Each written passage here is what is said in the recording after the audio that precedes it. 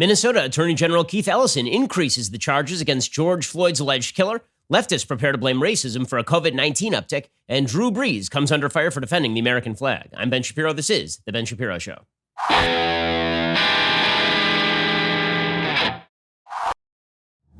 The Ben Shapiro Show is sponsored by ExpressVPN. Why have you not obtained a VPN yet? Go to expressvpn.com/Ben. That's expressvpn.com/Ben. Okay, so I think what we are watching in increasing numbers is people converting to the religion of wokeness. And the religion of wokeness is really exciting stuff, the religion of wokeness. It has all the other stuff that religions have. It has catechisms, things that you're just supposed to listen and repeat. You may not understand them, but if you don't repeat them, this means you're bad and you have sinned.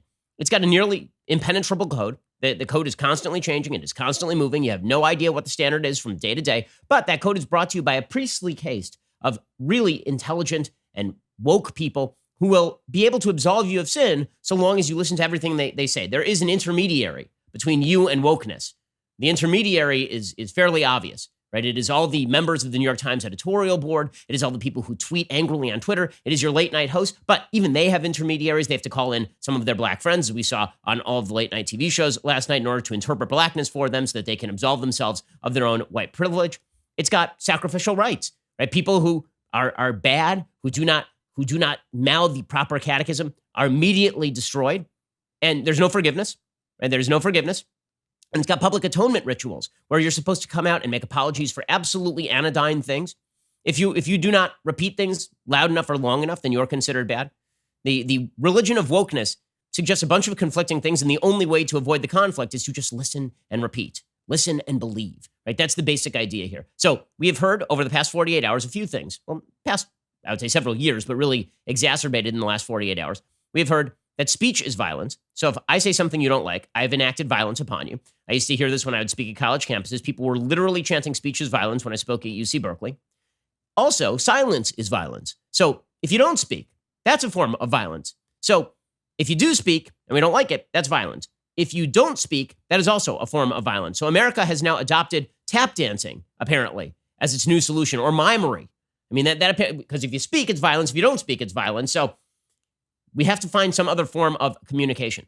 The religious nature of wokeness is incredible. It is a substitute for religion. People are filling a God-shaped hole in their hearts with performative virtue signaling. And what the virtue signaling is really designed to do in the end is to separate you off from the non-believers. It really isn't designed to actually be virtuous. It is not that you're doing anything virtuous when you kneel as a white person in front of a black protester and then suggest that America is endemically racist. That is not you being a virtuous person. That is you actively separating yourself off from people who will not do that. It is you suggesting, because you're not actually taking on the sin. What you're actually doing is saying, I am not responsible for the sins of the past. I am not responsible for any of the bad things going on in society. Please leave me alone. All those other white folks who are not doing this, those are the people who are responsible. So it's amazing to watch this blossom and become the state religion of the United States. It's obviously the religion in Europe. You've seen tens of thousands of people in Europe marching about police brutality in the United States, which is fairly interesting, considering that over in Europe, they have a significant problem with, for example, massive anti-Semitism that has led to the mass exodus of Jews from Europe, but haven't seen a lot of marches about that in Europe. Hong Kong was recently completely taken over by the Chinese government and its millions of citizens subjected to the jackboot of the Chinese government. No protests about that. But when it comes to America being bad, that's something we can all agree on, because America, as the leader of Western civilization, that really is the new religion. The new religion is that the first article of faith is that America is bad, will be bad, was rooted in corruption and evil. And therefore, if we can all march together about that, we can separate ourselves off from the stench of evil Western civilization, and we can rip on people. Now, again, none of this is to argue that marching against police brutality is bad. Marching against police brutality is fine. We all agree on that. But that is not the program that is being promulgated by members of the media. It is not the program that is being promulgated by many of the protesters. I would say most of the protesters, they're not out there marching about police brutality purely. They're out there marching with the assumption that America is systemically and endemically racist, and that American law enforcement is systemically and endemically racist. If this were just about police brutality, there wouldn't be any kneeling. Right? If this were just about police brutality, there wouldn't be any talk about how America has deep, unextirpated sin that everyone in America is responsible for unless you do all these things that the woke want you to do. If this were just about police brutality, we'd all agree. As I pointed out yesterday, we all agree on certain fundamental propositions. Proposition number one, police brutality is evil. Number two, we all agree rioting and looting is evil. Number 3, we all agree individual instances of racism, right? Actual instances of racism are evil, right? We're all in agreement on that. But that's not what these marches are about. What these marches have become about is a broader agenda, which is basically suggesting that America at root and branch, is very, very, very bad. And the media have taken that to the logical extreme by suggesting that rioting and looting are merely an extension of the protests. Now, again, do I think all the protesters believe this? No. But I think that the messaging that is being put forth, including the kneeling, the obvious attempt to mimic the message that was put forth by Colin Kaepernick, right? That is clearly the message that is now being put forth by many of the protesters. And that I object to, because if you could split the messages, I'm all for one, I'm not for the other. All against police brutality, all against racism, all against the use of policing in the wrong ways. All of that agreed. Against rioting, all of that agreed. But if the idea here, and as we'll see, this is the idea. If the idea is that if you don't greenlight rioting and looting, that if you say that rioting and looting should be stopped, if you believe that America is actually an incredible, wonderful place, and the story of America is a story of tremendous founding principles, an unchallenged good philosophy that was failed by Americans for centuries, but the story of America is the perfection of our behavior in accordance with original ideals. So the story of America is America getting better in accordance with founding ideals. If you believe that's the case, then you are to be thrown out. And as we'll see, this is actually what is happening to people, right? If you say that America is a good place and the flag is good, you will now be called out as not being sufficiently woke, and you will be called racist. So we're going to get to all of that in just one second. First, I have to bring you some updates on the George Floyd actual criminal case, and it's imperative that people understand the facts of the George Floyd criminal case, because you might need to know what's going to happen next. Okay, we'll get to that in just one second. First, have you noticed there might be a little bit of economic uncertainty? I don't know about you. I've been noticing a little bit of economic uncertainty. You know, like the 40 million people who are unemployed, the fact that we are blowing out the spending at a faster rate than any time in human history. In human history, I mean, we spent $7 trillion in the last 3 months alone, and there will be another round of massive government spending. All of this is going to have consequences, things like raised taxes, possible inflation, slow economic recovery.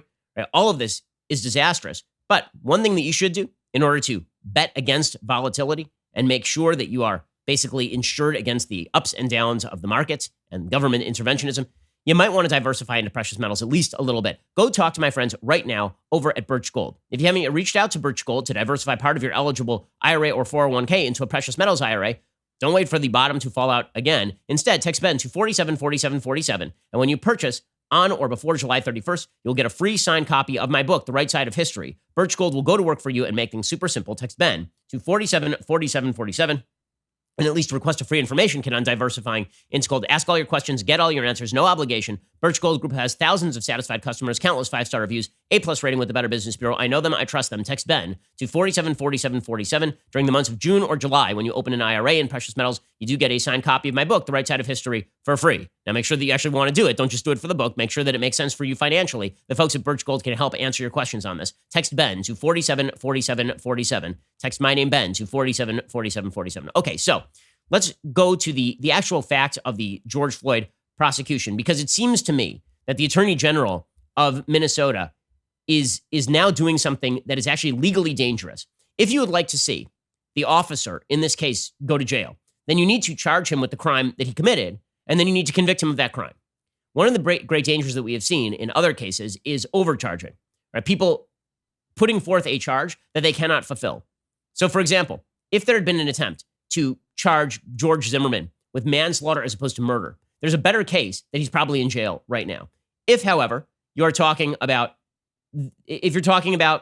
charging somebody with second-degree or first-degree murder when they're obviously guilty of manslaughter or assault, then you can easily see somebody acquitted on a higher charge. Now, people don't seem to understand how this works.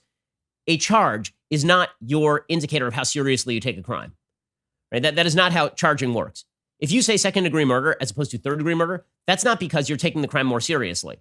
Or if you say third-degree murder as opposed to second-degree murder, that's not because you're taking the crime less seriously. Crimes have definitions. And so what we have seen in the media and from many of the people online is that they think that because Attorney General Keith Ellison upgraded charges against the former Minneapolis police officer who knelt on George Floyd's neck from third-degree murder to second-degree murder, that this is somehow an indicator that Minnesota is taking this thing more seriously.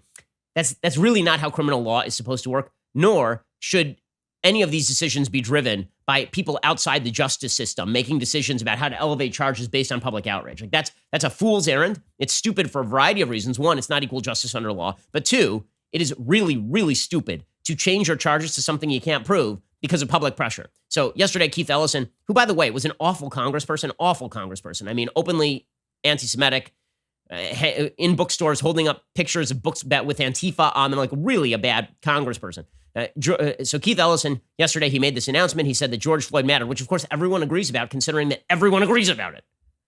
To the Floyd family, to our beloved community, and to everyone that is watching, I say, George Floyd mattered.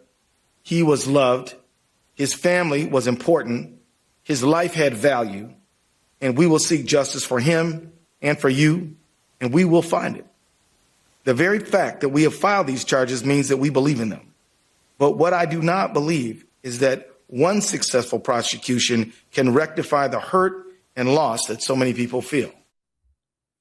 Right. So now we are going to continue to perpetuate the narrative that even if the justice system works, the justice system is not working. Right. I mean, that's what Ellison is saying at the very end, that even if we convict this guy, then that has not alleviated the situation in any real way. Magic Johnson is a good indicator of the sort of reaction that the elevation of the charges earned online. So Magic Johnson, obviously the former NBA star and now part owner of the LA Lakers, he says, I'm so thrilled that Minnesota Attorney General Keith Ellison amended the police officer who killed George Floyd's charge to second degree from third degree, and have then announced the other 3 Minneapolis officers have been charged with aiding and abetting George Floyd's murder. I'm wondering what his legal take is on that. Because, he says, the work does not stop here. They must be sentenced. We also need to continue to call for change with our policymakers. If you believe that agitation gets charges elevated, that's really not a good thing. You don't want political agitation elevating charges. You want people charged with the crimes they can commit. Okay, that is a bad thing. And everyone, left, right, and center, should agree that is a bad thing. If you can just agitate so that someone is charged with a crime with a higher penalty, that's not how the justice system is supposed to work. But the real question is whether they are being charged with the correct crime. Because there are, and the reason I'm talking about this is because if you're a defense lawyer and you look at the case against Derek Chauvin, it is not impossible that Derek Chauvin gets off on this case. It is not impossible that he's acquitted. In fact, I would say that there's at least a 35% possibility that he's acquitted on these charges. And the reason I say that is because of two specific elements. One is that the charges themselves might be overcharged. So when you look at what the charges suggest, the differences between second and third degree murder, for example, second degree murder is typically described as you have to have intent to have done it, right? Intent is a key element of the case. Well, it's really not clear from the video that Chauvin intended to kill him. It looks more like malicious and wanton destruction, right? I mean, it looks more like third degree. Third degree is malicious, is basically reckless disregard, right? That you did something that could kill somebody and you didn't care and you just did it anyway, right? That's what that video looks like. Does it look like Chauvin was actively attempting to kill George Floyd? Second degree sort of requires that. Now, there are various sort of interpretations of these charges. There's a good piece over at Heritage Foundation from a legal expert there saying that second degree actually is the appropriate charge. I'll get to that in a second. But according to CNN, under Minnesota law, third degree murder is defined as causing death of a person by perpetrating an act eminently dangerous to others and evincing a depraved mind without regard for life and without intent to kill, which is what this looks like. But they just elevated it from third degree to second degree. According to CNN legal analyst Laura Coates, a former U.S. district attorney for the District of Columbia, she is saying that now the other charges would require that a person plans and willingly carries out a killing or has intention to kill in the spur of the moment. Now, the other possibility is second degree murder is felony murder, is that you're committing a felony and in the process of the felony, you kill somebody. So you're robbing a store and your gun accidentally goes off and you kill somebody. That's felony murder. You'd have to claim that Chauvin was committing a felony, which I guess you could call this felony assault, maybe. And that's the theory of the case, perhaps. But it's a risky charge. It depends under which charges they're moving. If they're going to claim that he had intent to kill, that Chauvin had intent to kill Floyd, you could certainly see a jury saying, well, it looks more like he accidentally killed him after doing a very, very bad, terrible, brutal thing. And so he's not actually guilty of second degree murder. He might be guilty of manslaughter, for example, voluntary manslaughter. Right? You could see a jury doing that. And this has happened in other cases. Overcharging leads to acquittals. So that is problem number one with the case. Okay, then there is the problem of the other people who are being charged. So they're charging the 3 other officers with aiding and abetting. The statute that charges aiding and abetting is you are criminally liable for a crime committed by another if a person intentionally aids, advises, hires, counsels, or conspires with or otherwise procures the other to commit the crime. So usually that means like you hired somebody or you were riding in the same car with somebody and you decided to commit the crime together. You standing by and not doing anything, not quite as clear under Minnesota law, right? According to legal expert over at the Daily Signal, the three other officers' mere presence at the scene or their inaction alone would not be sufficient for aiding and abetting. Instead, they would have had to play a knowing role in Chauvin's crime. Now, it's possible they get convicted if they, quote unquote, did nothing to prevent the offenses committed or the brutal activity. Because if you must have known of the activity and made no effort to stop it, then that makes the crime possible. You could theoretically make that case, but it's going to be hard to argue aiding and abetting when the officers are just standing there. Meaning, were they complicit in the act? That's a hard legal line to draw. So again, that's not making the case that they shouldn't be convicted, but it is making the case that you actually want to look at these facts, because if you think things are bad right now, wait until a jury acquits the three other officers on charges of aiding and abetting because the legal definition ain't all that clear, or if Derek Chauvin gets off because Ellison overcharged. Right? That could be a real disaster. That's why you have to be very specific as a prosecutor in exactly what you are doing.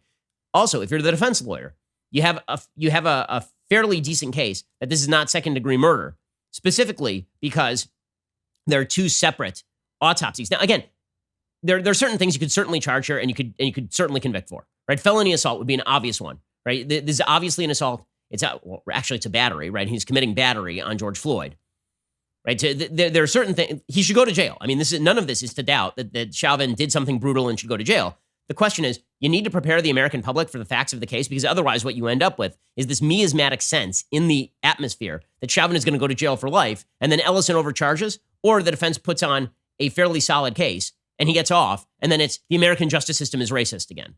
Right? And that's the way this goes. We saw this with Michael Brown, for example. In a second, I'm going to explain why the various autopsy reports also could be used in defense of the officer. Again, people need to know this. This is not me making a defense of the officer's activity at all. The officer should go to jail. The question is, under what circumstances and for what crime?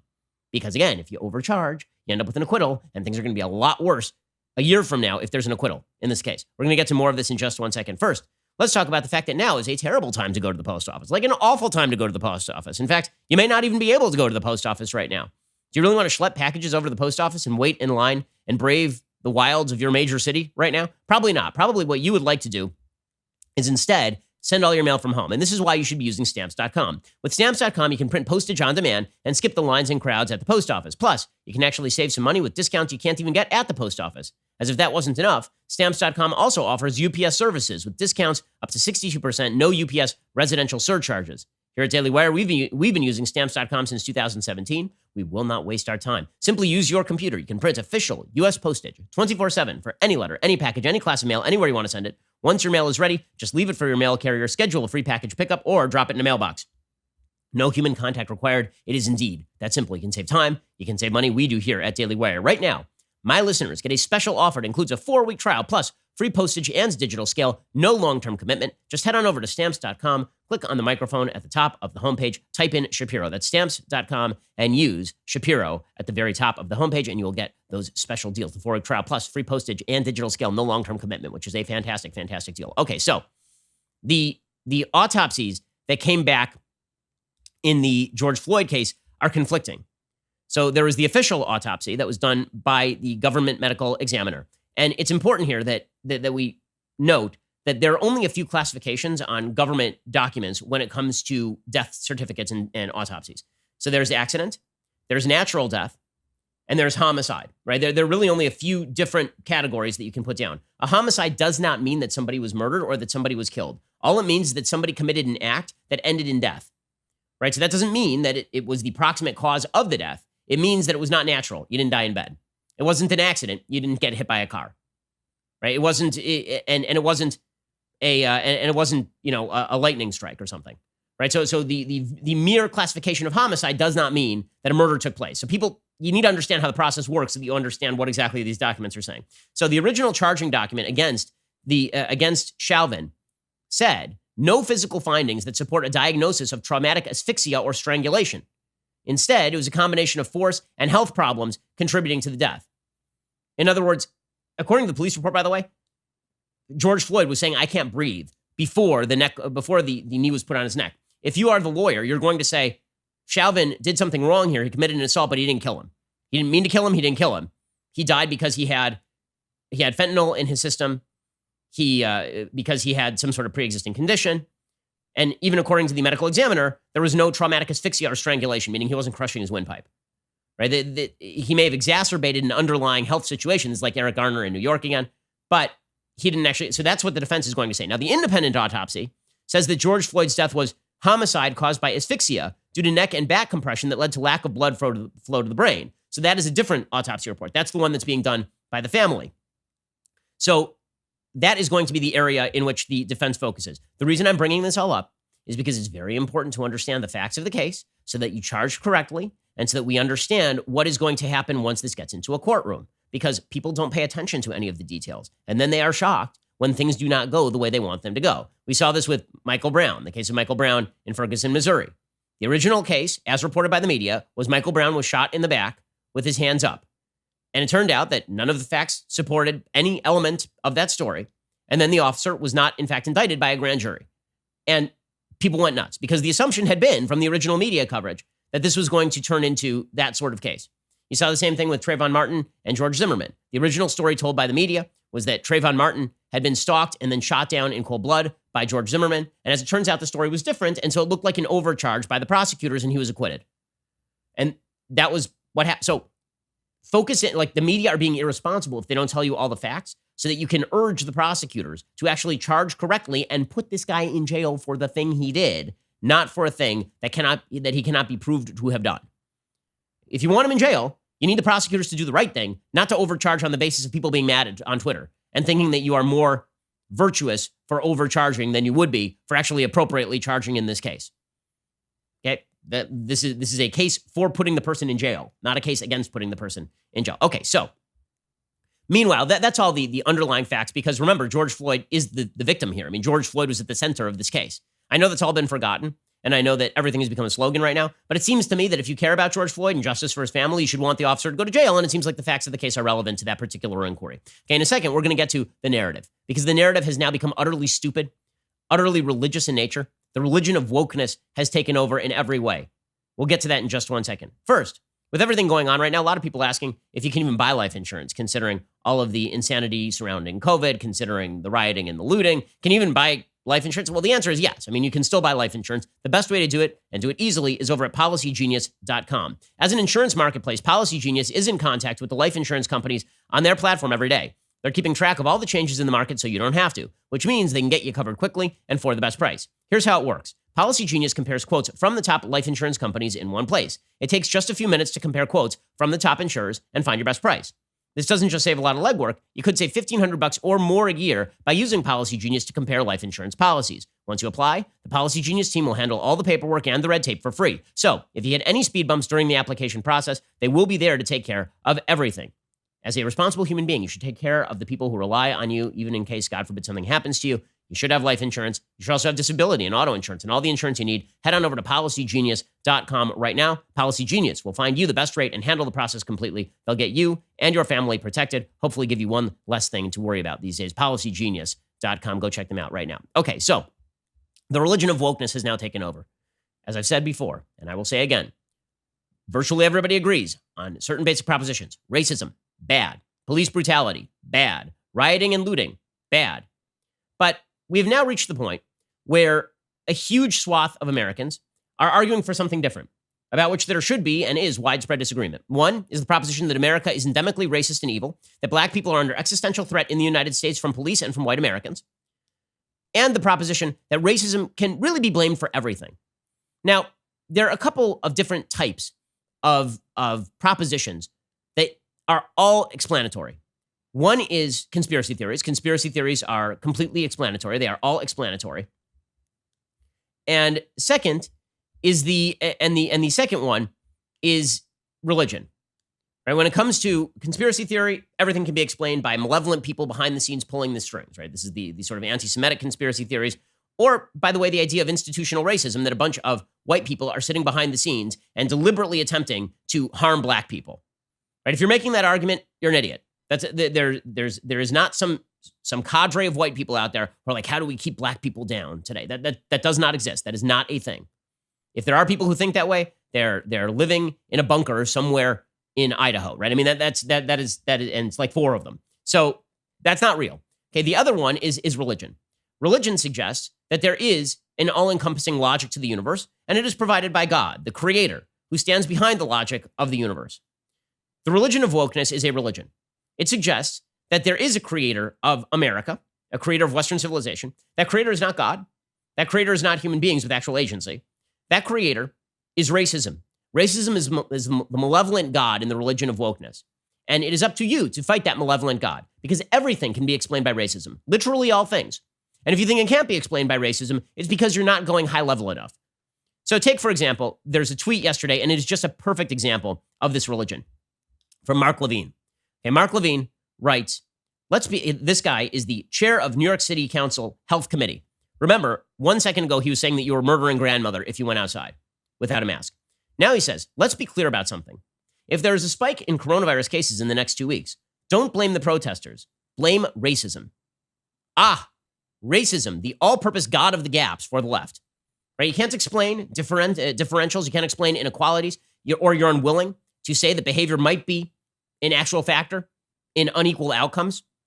Well, then that's because racism. Because racism is the god of the gaps. And let's say that you even say that. Let's say that, for example, you suggest that, hey, wait a second, the protesters, they might have higher levels of COVID-19 because they're out there infecting each other.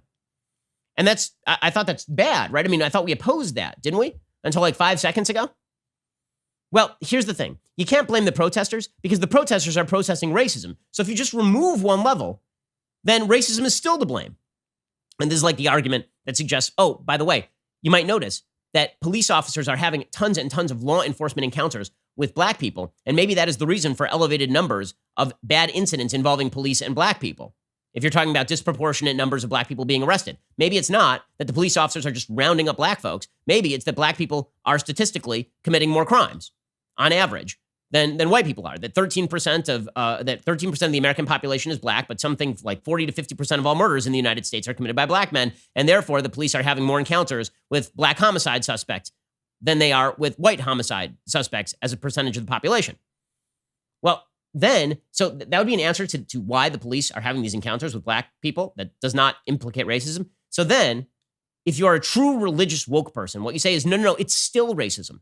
It's still racism. Because you see, the institution of the police itself was racist and was instituted as a racist institution. And not only that, the difference in human behavior today between the black man who murders somebody and the white man who murders somebody is attributable to historic racism. So the reason that you have these differentials in the first place is because of slavery and Jim Crow. So you can always just remove one level, and then you get to racism as the bottom line rationale for everything. It's the all-important factor in everything, and it's the explanatory factor in everything. Well, that's a religious perspective. Because when you ask people to nail down exactly how that works, it's nearly impossible. But if you refuse to accept that that is the case, then you are a heretic, and you must be outed, and you must be ousted. And that is how you end up blaming racism for COVID-19 upticks at rallies with thousands of people protesting, when it is perfectly obvious why you're going to see an uptick if you do see an uptick. And it's because you have thousands of people breathing all over each other, and the virus doesn't care why you're out there protesting. Okay, so this has become a religion, and you can see the religious aspects of it in the human behavior surrounding it. The virtue signaling is not about actual virtue. It is about the idea that you are fighting against the heretics. You are fighting against the barbarians at the gates who doubt the story. So, best example ever, this example from Bethesda, Maryland, which is a rich white suburb in Maryland. I don't see any of these people sending their kids, busing their kids into inner cities, into impoverished schools with heavy minority populations out of solidarity. But what they are willing to do is sit on the ground and then listen and repeat. This is just a religious ceremony. It's a religious rite. White people are supposed to accept the sins of their forefathers upon them, but that's not really what they're doing. Let's be real about this. What they're actually doing is they're now able to go around and say to their friends, well, I accept white privilege, but you don't. You don't. And thus you are damned. So the reality is that I accepted the sin, but I don't really accept the sin because the sin's not on me, man. I extirpated the sin. I did my atonement. I did my public atonement ritual. I sacrificed my goat. You didn't sacrifice your goat. Therefore, you're the one who really carries the communal sin upon you because you are the one continuing to perpetuate racism by not doing this random symbolic act today. Right? That's a religious take. Here was the religious take yesterday in Bethesda, Maryland. About racism, anti-blackness, or violence. About racism, anti-blackness, or violence. I will use my voice in the most uplifting way possible. I will use my voice in the most uplifting way possible. And do everything in my power to educate my community. And do everything in my power to educate my community. I will love my black neighbors the same as my white ones. I will love my black neighbors the same as my white.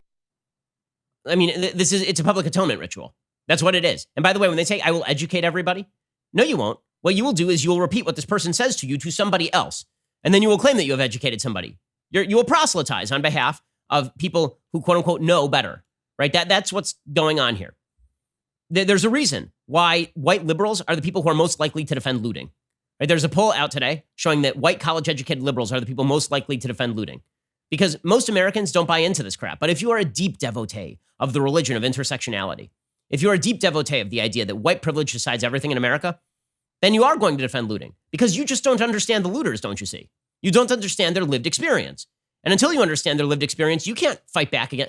Racism is to blame for the looting. Just remove it one level. Remember, it's not the people making the decision to steal that pair of shoes from Foot Locker, supposedly in memory of George Floyd or some such nonsense that the Floyd family actively says is bad. No, it's that racism at a higher level drove people into poverty and drove them into despair and drove them into stealing that pair of shoes from the Nike store, even if Nike puts out an ad talking about how bad racism is. Right? This is the religion, and the religion must be listened to at all times. I'll get to more examples of this because it's astonishing. I mean, it has gone to utterly extraordinary lengths. Americans should not buy into this. It destroys the possibility of unity because for the 1,200,073rd time, we all have unity on racism is bad. We all have unity on police brutality is bad. But that's not what the religion says. The religion must have outcasts. The religion must have heretics. And the religion makes claims that are significantly beyond racism is bad to you are a racist if you don't do random performative thing I tell you to do today. If you do not read these chicken entrails the way I tell you today, you are bad. And you are an enemy of the religion. And you must be made to repent.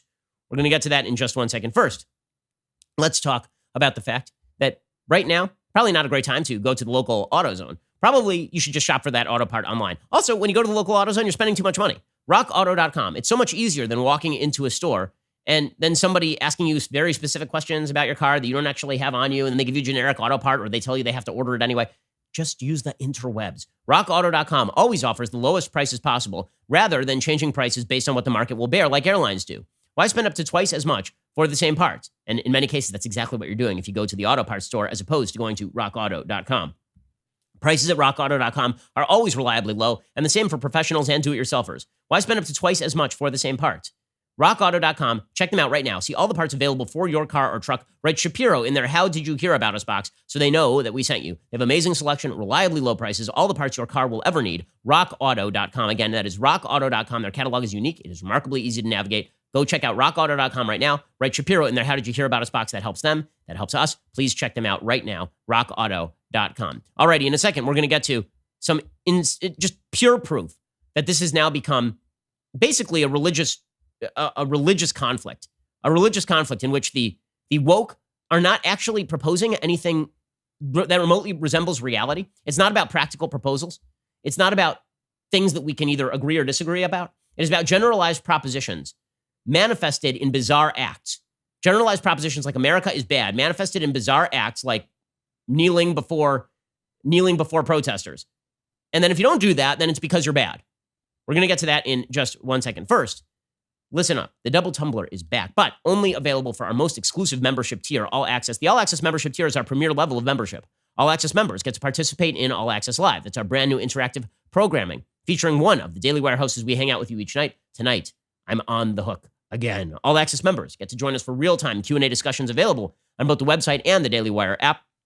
Also, again, you get the two magical Leftist Tears tumbler. They're reproducing in real time. The tumblers are overflowing with tears. Finally, All Access members also get the benefits of our other membership tiers. That includes the ad-free website experience, access to our live broadcasts and show library, access to the show's mailbags, the full 3 hours of The Ben Shapiro Show, along with dedicated editorials from moi. So head on over to dailywire.com/subscribe, join All Access, get 15% off with coupon code Shapiro right now. That's dailywire.com/subscribe. Also, now would be a great time for you to go out and pre-purchase. I don't mean to pitch my book on the back of the horror show that we are seeing across the United States right now, but it is extraordinarily relevant. I'll admit, when I wrote this book back in December, January. When I wrote this book and then COVID hit, I thought, maybe it's not so relevant. I was wrong. The book is called How to Destroy America in 3 Easy Steps. The basic premise of the book is that there's a group of people, I call them disintegrationists because they're interested in the disintegration of the American Union. And they are trying to destroy America's philosophy, culture, and history. Our shared philosophy of rights under the Constitution and Declaration of Independence, our institutions themselves, our culture of rights, the idea that free speech matters, as we'll see. The New York Times no longer believes this. And our shared history, the notion that we share history, even if our history has victimization of some groups by other groups. The glory of our history is that that victimization ended, and the bravery of those victimized groups. That's all part of a shared history. Right? Martin Luther King Jr. is part of my history too. Jim Crow is part of my history too. Yes, I'm white because I'm an American. Okay, it's part of your history too.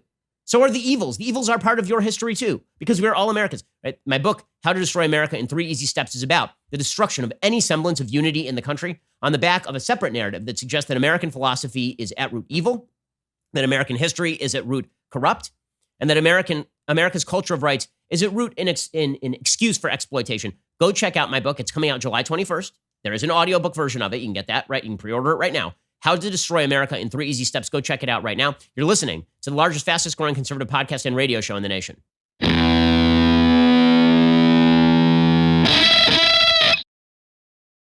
Alrighty, so the religion of wokeness, it has its priests and it has its devotees and it has its proselytizers as well. So the sort of hierarchy in terms of the priestly case are people like the people over at the New York Times. So the people over at the New York Times, there was a piece written by the sitting senator, Tom Cotton from Arkansas, who was a member of the military. And he wrote a piece called Send in the Troops. And it was about the use of the military to stop rioting and looting, which, by the way, happened in 1992. It has happened repeatedly in American history. If you require the National Guard or you require the military in order to stop rioting and looting, there's plenty of legal precedent for this. The president does have the power under the Insurrection Act to do this. It has been invoked before. The idea it's not been invoked since 1807 is a lie. Okay, so this thing runs, okay, in the New York Times. And New York Times staffers then start using all of the tactics they learned at Wellesley in order to stop this. Tactic number one is this thing. If you've ever been at a college protest, it's amazing. I mean, this is all religious. It's so religious. As a religious person, I can identify the symbols of religion when they are used. If you've ever been on a college campus, there's a thing that people do where if a speaker says something, you're not supposed to clap because it might traumatize somebody. So they do this. Right? That's their thing. They snap to symbolize agreement. And also at their protests, as you saw in that protest from Bethesda, somebody will repeat a slogan or a very, very long sort of encomium, and then you're supposed to repeat it word for word. Say, I pledge to do X, Y, and Z.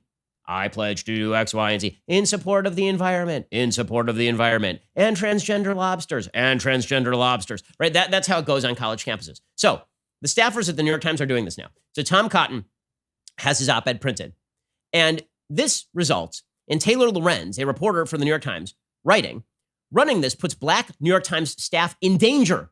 In danger. Rioting and looting is not dangerous.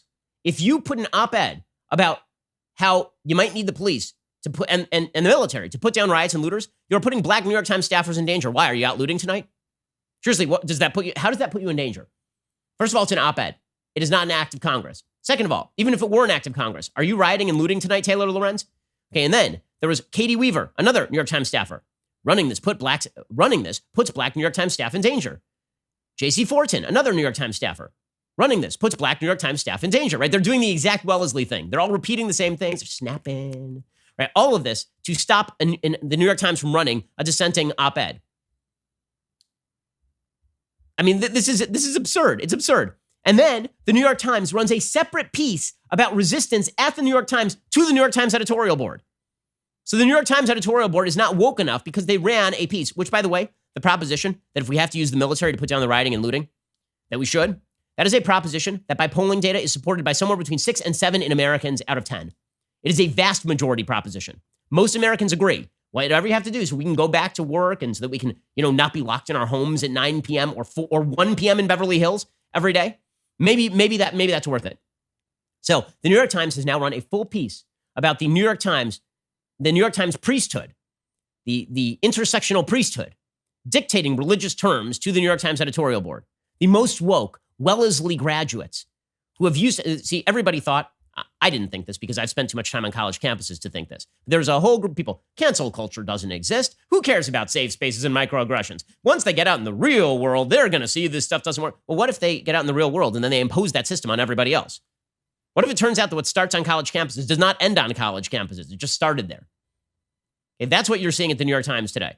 According to the New York Times, and this would be Mark Tracy reporting, senators send in the troops op-ed in the Times draws online ire. Staff members at the newspaper, including a Pulitzer winner, denounced an opinion essay by Tom Cotton, Republican of Arkansas, calling for a military response to protests.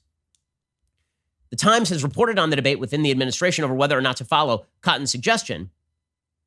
But now you have a bunch of members of the New York Times who are criticizing the New York Times op-ed board. By the way, you know what I would do if staffers I run a publication. If my staffers went online and started ripping me for running an op-ed, and we run a variety of op-eds from the right, many of them disagree with each other. If people went online and they started suggesting that I'm putting lives in danger, number one, you should quit. If you think that your publication is putting lives in danger or doing something so deeply immoral you cannot work there, you should leave. You should. By the way, I did it back in 2016. I actually did. I left a publication over disagreements with the way they were treating their own reporter. So I'm speaking from experience here. Any of these New York Times reporters can get up their cush job with the cush salary anytime, but they're not going to, right? They're going to virtue signal. So instead, you get a variety of members of the newspaper staff criticizing this. So James Bennett, the editorial page editor, was forced to issue a statement. Times Opinion owes it to our readers to show them counter-arguments, particularly those made by people in a position to set policy. We understand that many readers find Senator Cotton's argument painful, even dangerous. We believe that is one reason it requires public scrutiny and debate. But this is bad. Bad. Dozens of Times staff members tweeted the same sentence because Nicole Hannah-Jones, correspondent for the New York Times Magazine, who won a Pulitzer Prize for a garbage essay in which she completely botched the history, and she continues to botch the history, a person who said literally yesterday that rioting and looting is not actually violence. Did you know? Rioting and looting isn't violence. Speech is violence. Quote, I'll probably get in trouble for this, but to not say something would be immoral. As a black woman, as a journalist, as an American, I am deeply ashamed that we ran this. Well, why don't you toss in some crappy history and some overwrought writing? Then you'll probably be fine with it.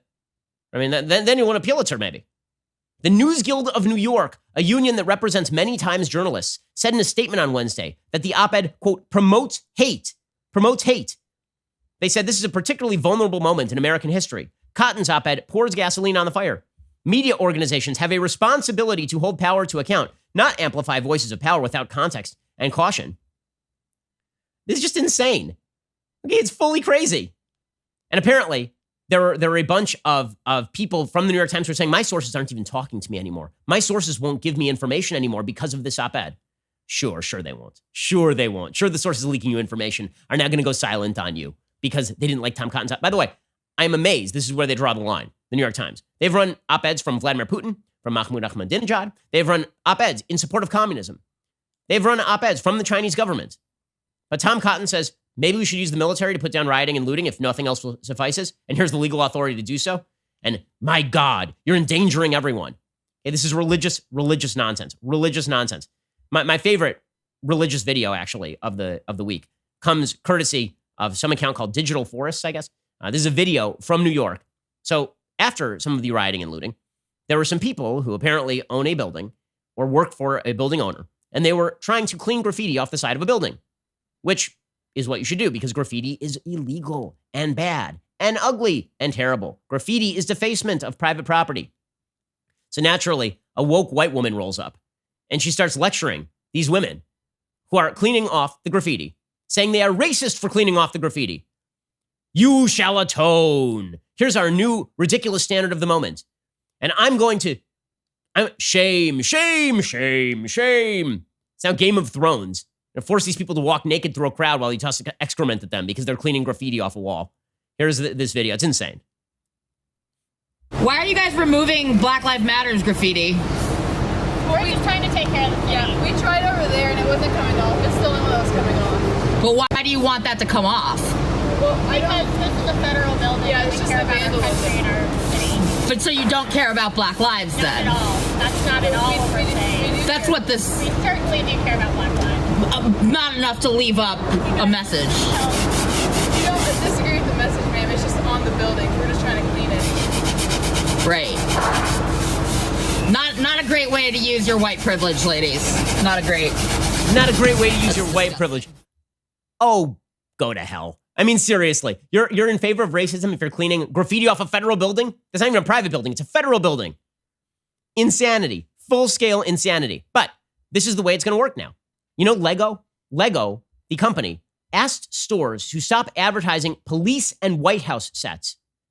Legos. They are Legos. The Legos are not racist. Did the Legos kill George Floyd? Are the Legos brutalizing black people? What in the actual living hell are you talking about? What in the world? I'll tell you what I'm going to do today. I'm going to go buy some Legos on discount because, like, if I can get them cheaper for my kids, I will absolutely do it. Absolute insanity. But these are the rituals that are required.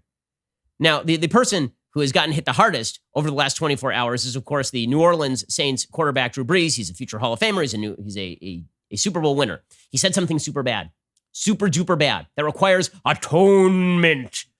What did he say that was so bad? He said, I don't like when people kneel for the national anthem and the American flag, which, by the way, is like a 60-40 proposition in the United States. And before Trump, it was like an 80-20 proposition. The people were not really very hot on the idea of kneeling for the American flag or the national anthem because those used to be unifying symbols. What he's about to say is so utterly uncontroversial that it should go without saying, but nothing goes without saying. And in fact, if you do say this, then your speech has now become a form of violence. And also, if you are silent, you are violent. And also, if you do anything we don't like, you are violent. So here is Drew Brees saying an uncontroversial thing and then being forced to walk it back by the most woke among us. LeBron James, who had nothing to say about, the Chinese government cracking down on the NBA over one GM in the NBA saying a bad thing about China and Hong Kong. And by the way, the bad thing was correct. LeBron James comes down on Drew Brees for this. Here's what Drew Brees had to say. I will never agree with anybody disrespecting the flag of the United States of America or our country. Let me just tell you what I see or what I feel when the national anthem is played and when I look at the flag of the United States. I envision my two grandfathers who fought for this country during World War II, one in the Army and one in the Marine Corps, both risking their lives to protect our country and to try to make our country and this world a better place. So every time I stand with my hand over my heart, looking at that flag and singing the national anthem, that's what I think about. Okay, and this was apparently extremely bad. Very, very terrible and bad. So bad that LeBron James went out there and tweeted about it. It was just awful. LeBron James tweeted, "Wow, man, is it still surprising at this point? Sure isn't. You literally still don't understand why Cap was kneeling on one knee." Okay, so let's be frank about this. This is LeBron James basically saying that Colin Kaepernick was right. So there are some people who are saying, okay, Brees is missing the point. The kneeling right now isn't the same as the kneeling that Kaepernick was doing. That is not true. Okay, we all know what the kneeling is. It's been a symbol in American public life for a while. So LeBron James tweets out about this. And he tweets out, you still don't know what Colin Kaepernick was doing? And then he suggests that it is very bad. You have to kneel. He said, it has absolutely nothing to do with disrespect of the flag of the United States and our soldiers who keep our land free. My father-in-law was one of the men who fought as well for this country. I asked him a question about it and thank him all the time for his commitment. He never found Cap peaceful protest offensive because he and I both know what's right is right and what's wrong is wrong. God bless you. Richard Sherman also said he's beyond lost about Drew Brees. Beyond lost. Guarantee you there were black men fighting alongside your grandfather, but this doesn't seem to be about that. That uncomfortable conversation you're trying to avoid by injecting military into a conversation about brutality and equality is part of the problem. Well, what if the Colin Kaepernick protest was wrong? What if all of these things are true at the same time? Kneeling for the national anthem is wrong. Kneeling for the American flag is wrong. Police brutality is bad and racism is bad. And the American flag does not represent police brutality and racism, right? That's the conflation that Colin Kaepernick made. And that's what Drew Brees was objecting to. But Drew Brees had to apologize. He was forced into a public humiliation ritual. Yay, because this is how our stupid country works now. So Drew Brees was forced to apologize, and he put out a statement. He said, I would like to apologize to my friends, teammates, the city of New Orleans, the black community, NFL community, and anyone I hurt with my comments yesterday. In speaking with some of you, it breaks my heart to know the pain I have caused. He literally said, don't kneel for the American flag. Apparently massive pain caused. In an attempt to talk about respect, unity, and solidarity centered around the American flag and the national anthem, I made comments that were insensitive and completely missed the mark on the issues we are facing right now as a country. And then he puts out a bunch of statements about standing against the systematic racial injustice and police brutality and creation of real policy change that will make a difference, condemning the years of oppression that have taken place throughout our black communities and still exist today. So now he is repeating the various slogans he is expected to repeat in order so that he can be expiated of his sin. Because that's the way this works. You say the American flag is not bad and that the national anthem is good, and now you have to repeat all of the slogans that you are sent by the PR department over at the New Orleans Saints. That's the way this is supposed to work. By the way, the Broncos head coach was forced to do the same thing. Broncos head coach said, I think that there's minimal. He said he thinks that the NFL is a league of meritocracy. You earn what you get what you earn. He said, I don't see racism at all in the NFL. I don't see discrimination in the NFL. By the way, huge majority of players in the NFL are black. And so he then had to put out a statement saying, after reflecting on my comments and listening to players this morning, I realized what I said regarding racism and discrimination in the NFL was wrong. While I have never personally experienced those terrible things firsthand, during my 33 years in the NFL, I understand many players, coaches, and staff have different perspectives. I should have been more clear, and I am sorry. I look forward to listening to the players both individually and collectively. There's a lot of work to be done in the areas of diversity and providing opportunities across the board for... I mean, it's just unbelievable. We're just going to force everybody to repeat the same catechism. The religion is quite powerful. It is quite powerful. Okay. In a second, we're going to get to the virtue signaling by the people who are attempting to demonstrate their bona fides and the lack of clarity in what exactly is being demanded. So one of the things I've been saying all along is it seems like there should be some agreement on some of the policy, right? We should be able to agree that we need to more clearly define, for example, qualified immunity. So yesterday on the show, as I was informed by people correctly, I misidentified the nature of qualified immunity. It does not mean you can't be prosecuted if you are a police officer or for doing a bad thing. It means that you're immune from civil liability so long as you did something that is quote unquote within the scope of agency. The problem is that the Supreme Court has failed to define scope of agency, so you have a bunch of bad cases where people are doing stuff that's clearly criminal and still cannot be sued for that. And by the way, if the individual can't be sued, then the police department ends up sued and the taxpayer ends up on the hook. Okay, I also suggested that police unions are a problem. I still agree with this, right? I'm not going to back off the idea that unions in general in the public sector are bad. It is illegal for them to strike. That does not mean they have not struck in the past. That they have indeed committed strikes in the past. Okay, but these are areas where there should be some policy disagreement between left and right and libertarians and conservatives. Clarence Thomas is very much in favor of changing the qualified immunity doctrine, for example. Okay, but here's the problem. There's not actual agreement among people on the left, members of the religion, about the actual policies to be pursued. There's not actual agreement on this stuff because the radicals don't want any of that stuff. The radicals don't care about that stuff. The radicals are openly suggesting that we defund the police. So the Black Lives Matter plans, apparently the Black Lives Matter movement will develop an armed branch of peace officers to combat police brutality in black communities during a so-called war on police. This is according to an interview with the Daily Mail where BLM New York chapter chairman Hawk Newsom described how the group plans to follow in the footsteps of the Black Panther Party by matching fire with fire when necessary. He says, we're talking about defending our communities. You know what it's like to see a taser pointed at a 7-year-old. You know what it's like to see a 67-year-old black woman pepper sprayed and pushed to the ground. We're preparing and training to defend our communities. So he's now talking about arming quote unquote peace officers, open carrying firearms while patrolling black communities in order to deter police brutality. Now, listen, if you are abiding by the law in open carrying, do what you want to do, right? I mean, that is fully in consonance with the law. If you are suggesting that when a police officer comes to arrest somebody for a crime, that you need people who are going to show up and stop that, that's kind of a problem, is it not? Okay, and then there's controversy on the left over defunding the police. So one of the big slogans that is now gaining steam is defund the police. By the way, if you've enjoyed the last week in America, if you've enjoyed your free trial of major cities without police, I urge you to buy the subscription Democrats are offering because it seems like a really crappy deal. It seems like the veneer between civilization and widespread rioting and looting was like this thin. And when you remove the police, it's gone. Amazing. Okay, so Brian Fallon was the former press secretary for Hillary Clinton in 2016. Dude's a mainstream Democrat. He tweeted out yesterday, defund the police. Defund the police. Yes, get rid of the police. Get rid of the genius idea. Genius idea. But there's disagreement on the left about this proposition because, of course, it's an idiotic idea. So Eric Garcetti called for cuts to police funding in LA while the LAPD is wildly understaffed. As in, like, the New York City Police Department is not understaffed in terms of a population to police level, or at least not to the extent of LA. LA is probably the most understaffed major city in the country in terms of just number of population to number of police. Very, very small department. So Garcetti called for serious cuts to police funding, which makes perfect sense in the middle of rioting and looting. In the middle of us having to go into mandatory curfew each night, perfect time to call for cuts to police funding. But the Congressional Black Caucus chair actually opposes defunding the police. So there's disagreement on the left about policy. As we will see, this disagreement on the left about policy ends up resolving itself by avoiding policy discussions entirely.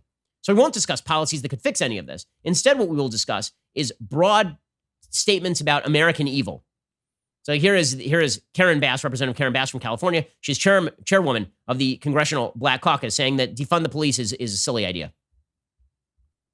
I am not familiar with that demand of Black Lives Matter. I work closely with them, and so I will consult them. But if you ask me my personal opinion, no, I don't believe that we should defund police departments. I think that we need to come up with very significant legislation now, but I also think it's time to have a conversation in our country. What is policing in America? Why is it that we have two completely different standards? Okay, I mean, first of all, we don't have two completely different standards for how the police treat people, which is why this person's going to go to jail if Keith Ellison does his job properly. So what are some of the other policies that are being put forward? Well, Karen Bass also says that we're going to vote for a committee to investigate the possibility of slavery reparations. Okay, this is a thing that's never going to happen. It's just not going to happen. If you believe that you can even identify who ought to receive the slavery reparations and who ought to pay the slavery reparations 170 years later, or that, by the way, if you think that cutting like a $30,000 or $40,000 check to everybody who is a descendant of a slave in the United States is going to end the claim that America is responsible for all inequality, you're wrong. It's obviously an underpitch. And Ta-Nehisi Coates admitted as much. He wrote a long piece for The Atlantic a couple of years ago trying to revive the slavery reparations debate, suggesting the case for slavery reparations. And he said, well, we could try it, but maybe it won't work. Okay, well, then what are you talking about? Here was Karen Bass suggesting a policy that's never going to get passed, obviously. I've not had a specific conversation with Speaker Pelosi, but I've certainly talked to other members of leadership. And being on Judish, where that bill is, I believe that it will move. I don't know what will be in the package that the House passes at this point in time. I know the broad strokes, and we are looking at that. But I do believe that it will be voted on out of committee and hopefully out of the House before the session concludes.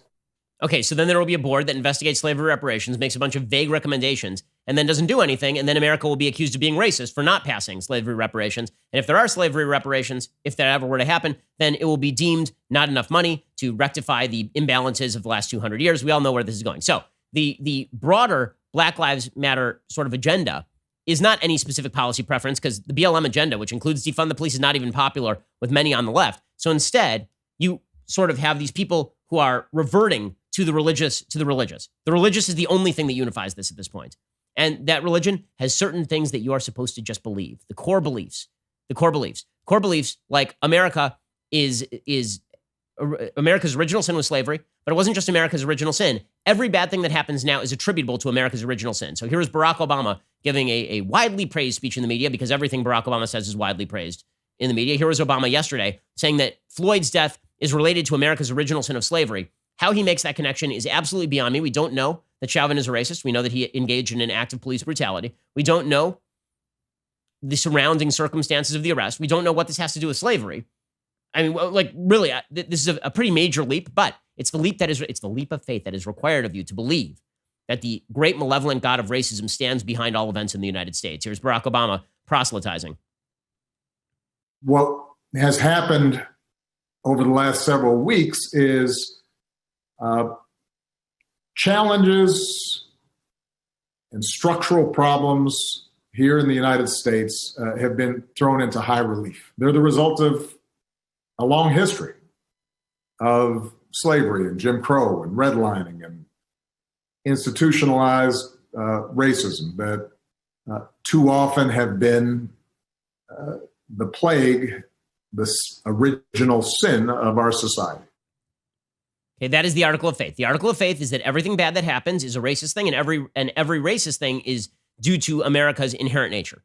That is, and you are expected to repeat this catechism because we can't actually agree on policy. If we actually talk about policy, then maybe we could have an intelligent conversation, but we're not going to do that. Instead, you're just supposed to listen and believe and then repeat.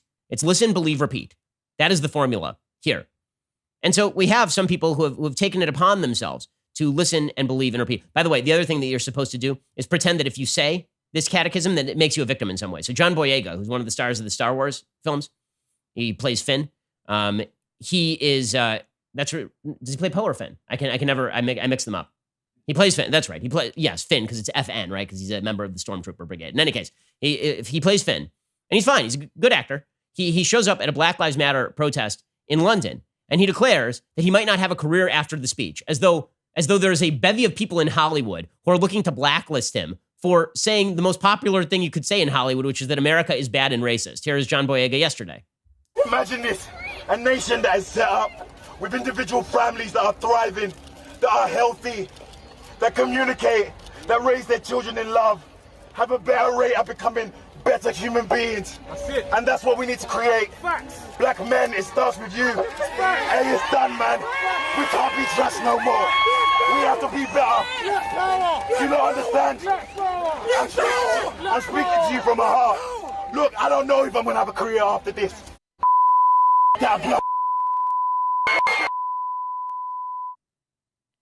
Okay, first of all, everything that he says there is not only uncontroversial in like normal terms, it's uncontroversial in every term. When he says that if you lead a thriving life, you're likely to have better outcomes, that's not remotely controversial. He's not even saying the controversial part of the Black Lives Matter sloganeering. I mean, that's not even the controversial part.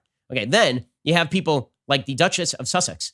So Meghan Markle is now speaking out, and I'm excited now that she's speaking out. So the Duchess, I needed to hear from her. It was very important that I hear from Meghan Markle. So Meghan Markle is now speaking out because, of course, silence is violence. Here is the Duchess of Sussex speaking out about this issue as one of the, she is deemed to be one of the caste of people who are allowed to speak, and you're supposed to listen and repeat everything she says.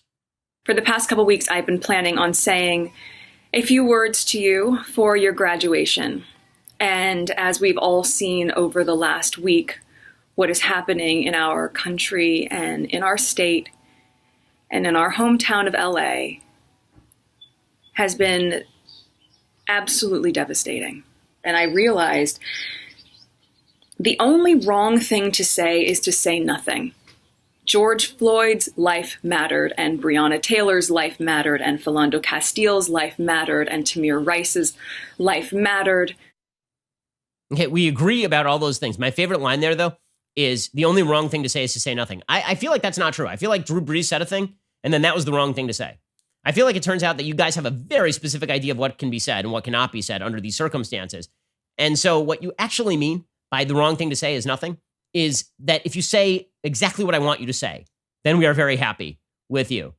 Probably my favorite celebrity take of the last couple of days is Ashton Kutcher trying to explain Black Lives Matter and completely botching it in the process. It's pretty fun. Here's Ashton Kutcher explaining explaining Black Lives Matter to all of you other unwoke white people, because Ashton is woke. So that means that he can lecture you. He's allowed. When it comes to Black Lives Matter, I think what folks that are writing All Lives Matter need to understand is that for some people,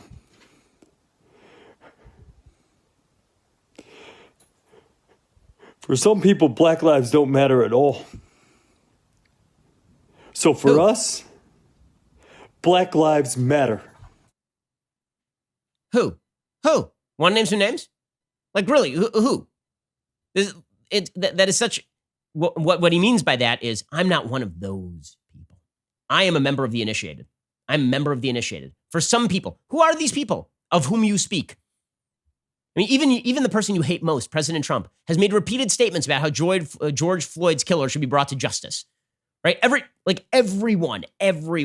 But again, that's part of the catechism, because every religion also has to have people who are outside the religion so that you can say that those people are heretics and wrong, and those are the damned, while we who are the initiates will end up in heaven. Okay, meanwhile, in other news, the major controversy has broken out over General James Mattis. So you remember the Secretary of Defense, he left the Trump administration a couple of years ago in December 2018. He left over President Trump's Syria policy. That's when President Trump randomly just made an announcement that he was going to withdraw troops from Syria. And ended up clearing the way for Turkey to sort of invade northern Syria. And Mattis said, I don't like this, and he left. Well, now he's put out a statement just ripping Trump up and down. So a couple of preliminaries here. I'm not going to rip James Mattis as a person. James Mattis is an American hero. He is a service person. He has served in honor. He has done great things for the United States. I think that his characterization of a lot of this stuff is just dead wrong. I think a lot of his characterization here, to be completely fair, I think it's just dead wrong. And this is coming from somebody who's kind of a Mattis fan. So here's what Mattis wrote. He said, I've watched this week's unfolding events angry and appalled. The words equal justice under law are carved in the pediment of the United States Supreme Court. This is precisely what protesters are rightly demanding. It is a wholesome and unifying demand, one that all of us should be able to get behind. So if that's all that the protesters were demanding, I'd be behind it like full score, obviously. But that's not all that they are demanding. Even if that's most of what they're demanding, I've said that protesting for that, again, for the 2 millionth time, I've said protesting in favor of equal protection of the laws, totally on board. Do it. Right? I spent the entire first 20 minutes of this particular episode talking about the necessity for properly charging a person so he goes to jail for equal justice under law. Okay, but Mattis is misreading the room here. He says, we must not be distracted by the small number of lawbreakers. Distracted by the small number of lawbreakers. Dude. 45 million Americans were confined to quarters at 6 o'clock p.m. across the United States a couple of nights ago. We have seen, at this point, we're approaching double-digit deaths from these riots. We've seen billions of dollars in property damage. We have seen people lose their life savings. We have seen the complete destruction of American freedoms on America's streets. That's not a small number of looters. You don't shut down a county in LA of 10 million people at 6 p.m. every night for a week for a small number of looters. That ain't this. Okay, then he says, the protests are defined by tens of thousands of people of conscience who are insisting we live up to our values as people and our values as a nation. We must reject and hold accountable those in office who would make a mockery of our Constitution. Okay, who are these evil, horrible people? Then he goes straight at Trump. He says, Donald Trump is the first president in my lifetime who does not try to unite the American people, does not even pretend to try. Instead, he tries to divide us. Okay, you can find Donald Trump divisive. You can. But to pretend that divisiveness in American politics started with Donald Trump is just to be absolutely myopic and politically ignorant. Barack Obama was an incredibly divisive president. Go back and look at the polling data. When Barack Obama took office, most Americans were quite hopeful about race relations. By the time he left office, most Americans were not hopeful about race relations. Barack Obama spent years saying the Cambridge police acted stupidly when they did not, suggesting that you don't bring a knife to a gunfight with regard to his political enemies, suggesting the Tea Partiers were terrorists, suggesting that Fox News was a propaganda outlet. The president of the United States, Barack Obama, spent years suggesting that every black person is in the same sort of danger as Trayvon Martin, suggesting that the rioters in Ferguson and looters in Ferguson had justification for their rioting and looting because people don't make things up, even though the case regarding Michael Brown was indeed made up. The president of the United States deployed his vice president to say that Mitt Romney wanted to put y'all back in chains. He suggested that he had a typical white grandmother. The grandmother who raised him, by the way, was a typical white person who was subtly racist. Barack Obama was a very, very divisive president. I know that we're all supposed to pretend that the world started revolving the moment that Donald Trump became president, but it's not true. It's not accurate. So Mattis says, we are witnessing the consequences of 3 years of this deliberate effort. Okay, I have a question. What was Ferguson and Baltimore about? That happened under Obama. Was that also because of Trump? He says, we are witnessing the consequences of 3 years without mature leadership. We can unite without him, drawing on the strengths inherent in our civil society. Well, we didn't when Obama was president, so I'm looking for it. He says, this will not be easy, as the past few days have shown, but we owe it to our fellow citizens, to past generations that bled to defend our promise, to our children. And then he says, instructions given by military departments to our troops before the Normandy invasion reminded soldiers that the Nazi slogan for destroying us was divide and conquer. Our American answer is, in union, there is strength. We must summon that unity to surmount this crisis, confident that we are better than our politics. Okay, so I'm wondering who is destroying the Constitution when you literally have complete lawlessness overrunning America's cities and the president invoking a constitutional insurrection act and not even using it, right? Saying he might use it. As far as the idea that divide and conquer was the Nazi slogan, while America was in union, there is strength. I'm wondering who exactly feels more unified these days. Do you feel a lot more unified? Is that because of Trump? Or is it possible these rifts have been emerging for decades and that the academic mentality of critical theory and critical race studies that suggest that we are all but members of our race, this racial reductionism where Joe Biden tells you you're not actually black if you don't vote for Joe Biden? Maybe this divisiveness predates Donald Trump. So while I have a lot of respect for General Mattis as a person, I think that this statement is wildly off base. Unfortunately, it's really not good for Trump, right? It's very, very bad for President Trump to have his former Secretary of Defense ripping him. Trump then comes back at him. And then this follows hard on a couple other major defense officials who are coming after Trump as well. So Defense Secretary Mark Esper said that he was aware on Monday night of his plan to visit the Washington church. Again, I thought it was a dumb plan, this plan to go and do a photo op in front of the church. At least if you're going to do it, wait until curfew to clear the crowd. Right? They didn't wait till curfew to clear the crowd. There was a peaceful protest in Lafayette Park by most available metrics. There were some people who were suggesting that bottles were being thrown at the cops. If that's true, that's a different story. We haven't seen the tape of that. From the tape, it looks mostly like people are standing there, and then the cops just start clearing them, or the Secret Service starts clearing them, and then they clear the area so Trump can walk out, hold up a Bible, and go back in. Very dumb photo op. But the defense secretary says he got roped into it, which is always a great look. He says he wasn't aware of the photo op. Here is the defense secretary creating some daylight between himself and Trump on this. I did know that we were going to the church. I was not aware of a photo op was happening. Of course, the president drags a large press pool along with him. And look, I do everything I can to try to stay apolitical and to try and stay out of situations that may appear political.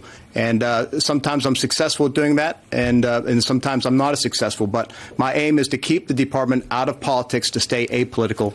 And that's what I continue to try and do, as well as my leaders here in the department. Okay, meanwhile, the Army General Mark Milley, who's chairman of the Joint Chiefs of Staff, was also dragged along for that particular photo op. It turns out that this is one of the more major political own goals of modern politics. He sent an open letter, an unclassified open letter, to the Chief of Staff of the Army, Commandant of the Marine Corps, Chief of Naval Operations, Chief of Staff of the Air Force, Chief of the National Guard, Commandant of the Coast Guard, Chief of Space Operations, and commanders of the combatant commands. And his message was, follow the Constitution, right? Which should be fairly obvious, but the implication is fairly obvious as well. So Mark Milley sent out this letter saying, every member of the U.S. military swears an oath to support and defend the Constitution and the values embedded within it. This document is founded on the essential principle that all men and women are born free and equal and should be treated with respect and dignity. It also gives Americans the right to freedom of speech and peaceful assembly. We in uniform remain committed to our national values and principles embedded in the Constitution. During the current crisis, the National Guard is operating under the authority of state governors to protect lives and property, preserve peace, and ensure public safety. As members of the joint force comprised of all races, colors, and creeds, you embody the ideals of our Constitution. Please remind all of our troops and leaders we will uphold the values of our nation. And then he hand wrote on this piece of paper, we all committed our lives to the idea that is America. We will stay true to that oath and the American people. Okay, so the implication is pretty hard not to read into that. He's only sending a letter that restates the obvious because he's attempting to chide Trump pretty clearly, right? So that none of that is particularly good for President Trump. Trump being at war with his own chief of staff of the Joint Chiefs, him being at war with his own defense secretary, him being at war with his former defense secretary. Like, his whole goal here was to look tough. His whole goal here was to look like he was a law and order guy. And having your defense establishment kind of going at you is not a good look. Forget about the fact that I think that Mattis is wrong in his particular take on politics. An own goal is an own goal, and you have to acknowledge an own goal when it happens. There's a reason right now that the polls are not looking good for President Trump. President Trump needs to rein it in. He needs to rein in his behavior. He needs to ensure that he runs a much more disciplined campaign, because right now things are quite ugly for the president in the polling data. And before you discount all the polls, recognize that the polls at this point in time did not even have Barack Obama up 8 on Mitt Romney in 2012. Okay, right now, the average polling data, and at no point was Hillary up 8 on Donald Trump, at no point. Right now, Joe Biden is in the Real Clear Politics polling average up 8 points, and Trump is trailing in virtually every battleground state, according to Fox News polling. According to the Fox News polling, Trump is now trailing in Arizona. He's trailing in Ohio. He's trailing in Wisconsin. Polls are deadlocked in Texas. These are disastrous numbers for the president. He's got to turn this around some way, and he must do it quickly.